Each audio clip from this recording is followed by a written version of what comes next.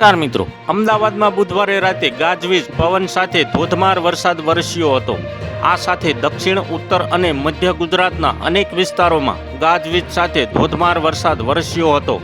હવામાન વિભાગે ગુજરાતમાં આગામી દિવસોમાં ભારેથી અતિભારે વરસાદની આગાહી કરી છે। આ સાથે આજથી 4 દિવસ આખા ગુજરાતમાં ગાજવીજની પણ આગાહી કરવામાં આવી છે। આ સાથે હવામાન વિભાગે આપેલા વેધર મેપ પ્રમાણે આજે 4 સપ્ટેમ્બરના રોજ 2 જિલ્લામાં રેડ એલર્ટ સાથે અત્યંત ભારે વરસાદની આગાહી આપવામાં આવી છે।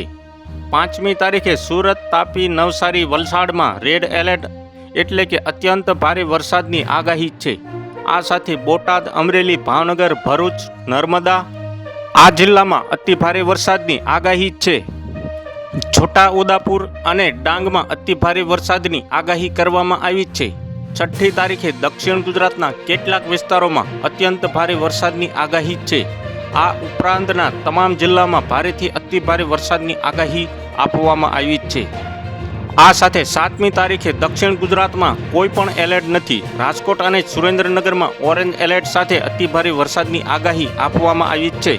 આ સાથે અમરેલી, ભાવનગર, બોટાદ, કચ્છ, મોરબી, અમદાવાદ, આણંદ, વડોદરા અને પંચમહાલ, દાહોદ તથા ઉત્તર ગુજરાતના તમામ જિલ્લાઓમાં ભારે વરસાદનું એલર્ટ આપવામાં આવ્યું છે।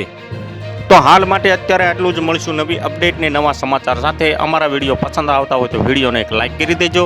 ચેનલમાં નવા હોય તો ચેનલને સબસ્ક્રાઇબ કરી લેજો। બાજુમાં આવેલા બેલ આઇકનને દબાવી દો, જેથી જ તમને આવા નવા સમાચારોની અપડેટ મળતી રહે।